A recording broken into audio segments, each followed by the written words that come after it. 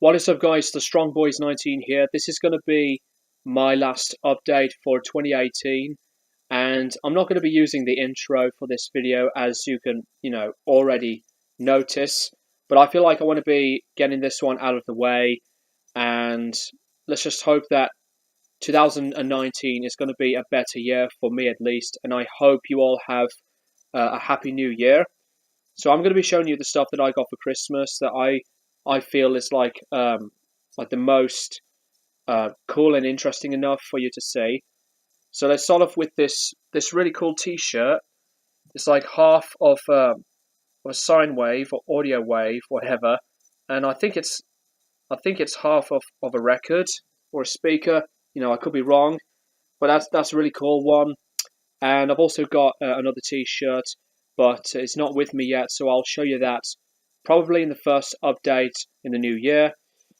And got 2 CDs. So, excuse me. The first one is the self-titled Deftones album. And I don't find the band to be one of the bands that have made a bad album. They are having their own sound in their own way. And Deftones were one of the first bands that got me into metal music entirely, really. This is a really good album. I've only played this once, but I find some of the tracks to, not sink into me enough just yet. So I need to play this more, but I really like it for what it is for now. I've got Mastodon's Emperor of Sound, and I've heard that they are in the studio recently recording new material, which I am looking forward to hear some new Mastodon to follow up this album. And I am looking forward to play this one. And the only Mastodon album that I need to get is The Hunter, and that's it. I apologise for the flashing light just now. Oh, and for Deftones, I need to get Gore, and that'll be it for me. So I got 2 DVD sets. The first one is the new Statesman with Rick Mail. And I am looking forward to check out some shows that feature Rick Mail and some of my other favourite comedians that I never knew were around before. Excuse me. But I am really looking forward to check this out. And it has 4 discs. So hopefully this will keep me entertained. And the other one is this 5-disc set of the comic strip, which features a pretty cool cast of Keith Allen, Nigel Planer, Rick Mayall, Adrian Edmondson, Robbie Coltrane, Dawn French, Alexis Sale, Jennifer Saunders, Peter Richardson, And this features The Hunt for Tony Blair, 5 Go to Rehab, and Sex Actually. But unfortunately, well, as you can see, if I can show it right, most of the disc holders are broken, but the discs look like they're in very good shape, so that's a good thing. So I need to be careful not to let the discs fall out. So I'm going to be checking this set out as well, because I never knew that this was made at that time, but this was released in 2013. Yeah, 2013. A 5-disc set. I'm going to be checking this out. Now, the next thing is this 2019 calendar of With the Beatles. Got this from my girlfriend, and it looks really cool. The packaging is a neat idea because it looks like a vinyl record, but when you open it up, of course, it'll show you like the middle of the record. But what it does is that it presents you different pictures of the Beatles in different months. So it's a really nice idea to think about making a calendar in this kind of design. Of course, With the Beatles is not my favourite Beatles album, but I'm really happy to have this calendar for what it is. And speaking of the Beatles, I would be more than likely to do a Beatles collection because that I think that my Slipknot collection is uh, really going to be taking over with a lot more Beatles stuff.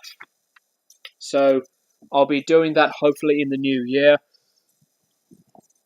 The next thing is a double album remaster from 2014 of Definitely Maybe by Oasis.